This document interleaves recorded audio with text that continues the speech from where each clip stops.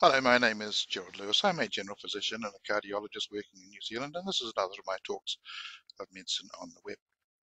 Today's talk is why we need probiotics, and it's important for us to understand what's going on inside our intestine. It's interesting. In the 1800s, doctors looked at stools and studied these in great detail. Now in medicine, we almost totally ignore the bowel and the bowel motions of our patients, and I think we do that to the detriment of our patients and certainly to our own health as well. When we absorb food into our bodies, it's got to be broken down so it can pass through these tiny little projections called microvilli inside our small intestine. It's got to pass across those walls into the bloodstream and into our body. First of all, we munch up our food with our teeth, which is why it's important to chew so well.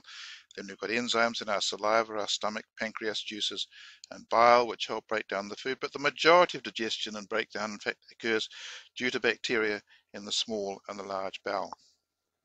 The bacteria break down complex fats into simple fats, triglycerides and simple fats, complex sugars into simple sugars, and proteins, which are the building blocks of our body, start like this. They break down first of all into a string of beads called amino acids, and then most of them are then broken down into individual amino acids, or just 2 or 3 in a row before they're absorbed into our bodies. When we're born, the baby's gut is totally sterile, and mother's breast milk inoculates the baby with good bacteria and yeasts which coat the inside of the bowel. And these bacteria help with digestion, and they also keep bad bugs at bay. Now, our small intestine contains trillions of bacteria. It's been calculated, I have no idea how, that we have more bacteria in our gut than the total number of people who have ever lived on the planet Earth throughout entire history. A very useful piece of information. We've got good bacteria, and these keep the bowel clean. They help break down food. They make some B vitamins and the K vitamins, and they also suppress the bad bacteria, which spend their lifetime damaging the gut walls, creating infections, putrefaction, inflammation, flatulence, bad breath, and stop absorption. Very nasty little fellows. Just to realize how important these good bacteria are, if you give antibiotics to a cow, you'll kill off many of the good bacteria, and if they're not replaced, the cow cannot break down grass food.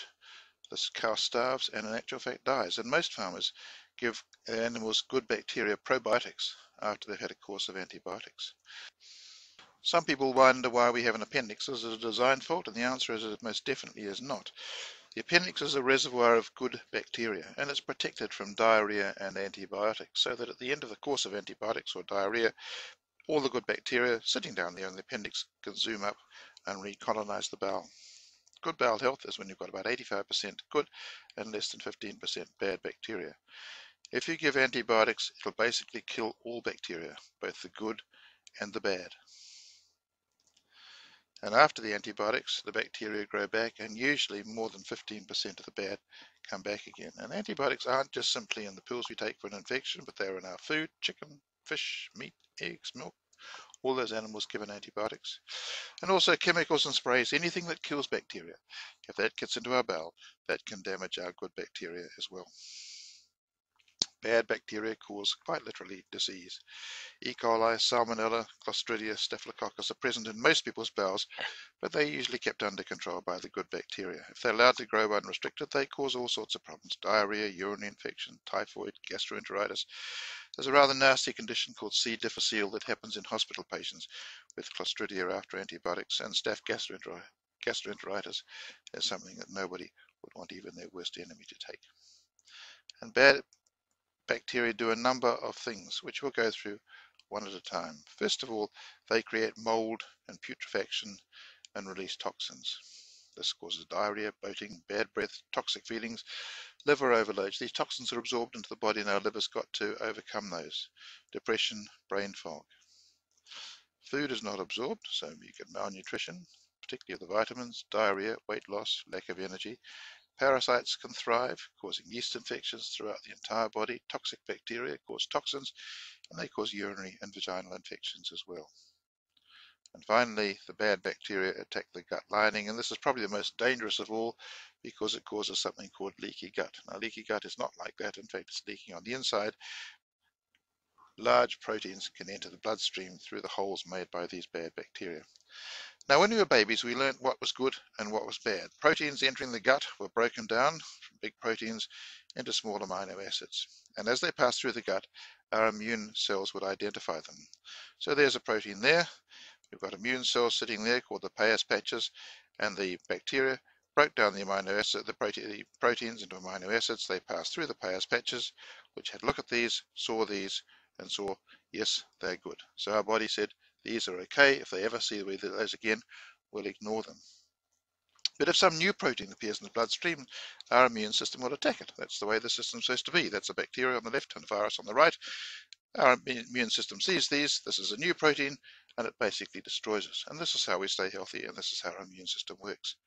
But if the immune system goes wrong, it can cause immune diseases, asthma, eczema, lupus, diabetes, Crohn's, rheumatoid arthritis, ulcerative colitis, and all of the others. And leaky gut is a major cause of these. Leaky gut allows larger proteins to get through the gut wall.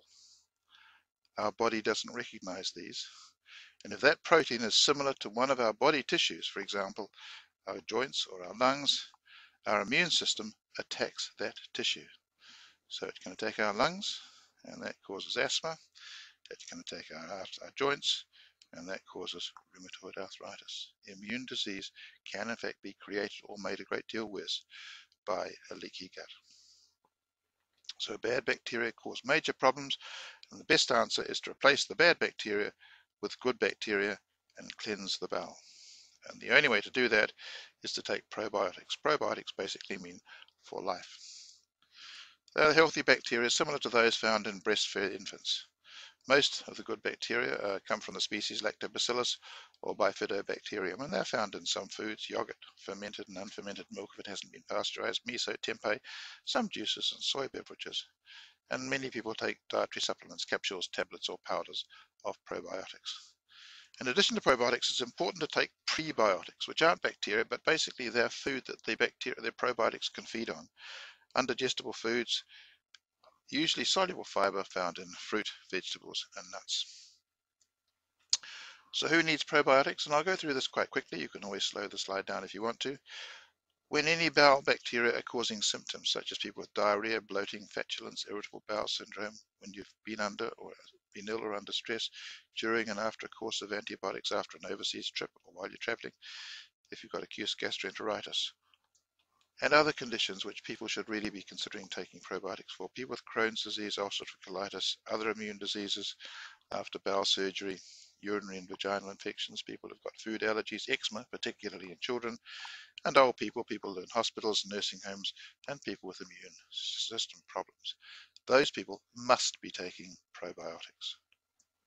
Now, a whole lot of questions, which once again, it'll be fairly rapid fire. Slow down the slides if you want to. When should you take it? It really depends on the preparation. Some take it with food, some take it afterwards.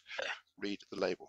Side effects usually have very few. Less than 1% of people have any side effects at all, and we're talking about bloating. If that happens, simply stop it and restart it at a lower dose. Can pregnant women take it? Absolutely yes. Can children take them? Absolutely yes. How fast will you see a change? Some get benefit in just a couple of days, others make 1 or 2 weeks. It may be even longer before the benefit happens. Can you take it without antibiotics? Absolutely yes. Can you overdose them? No, you can't. How long should I take them for? And the answer is usually 2 or 3 weeks, or until the symptoms go away. How often should you take it? It depends entirely on your situation. Some people suggest that everybody should have a burst every few months. Can you do more than just simply take probiotics? Because it's quite hard to change the bowel flora and keep it changed. Number one is to make sure you're taking top quality probiotics. Number two is to take regular yogurt and miso to keep them topped up. Reduce the amount of high sugar, highly processed food in the diet, which basically feeds the bad bacteria. And eat regular prebiotics, soluble fiber, to feed the probiotics. Are they all the same? The answer is no, they're not. Different strains of bacteria are more effective. First of all, they've got to get through the bowel, so they've got to go through the stomach, duodenum, before they get into the bowel. So they've got to survive the acid stomach juices, the bile acids, and the pancreatic juices. So you need probiotics that are acid, bile, and pancreatic juice tolerant, which is not very easy to do. Some people coat each bacteria with a gel matrix, others use enteric coated capsules that basically don't dissolve until they've passed through the pancreatic juices. Now, a good probiotic could make a huge difference to our health. I believe we should be taking a short course of probiotics regularly.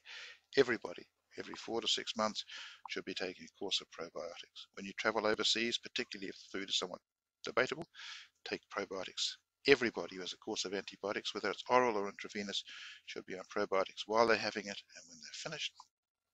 Anybody with any bowel disturbance, people with allergies, immune diseases, inflammatory bowel disease, it can make an enormous difference to people with Crohn's and ulcerative colitis. People with thrush and other infections, once again, probiotics are beneficial. So take a short course of probiotics every few months, but make sure you choose a good brand. Eat plenty of soluble fiber, providing prebiotics, and take regular yogurt and miso to keep topping up the benefits of the probiotics. Do that, and your body will thank you very much for it. Thank you for listening. If you've got any questions, that's my email address down the bottom, and other talks you can find on my website, drgerald.co.nz. Thank you for listening.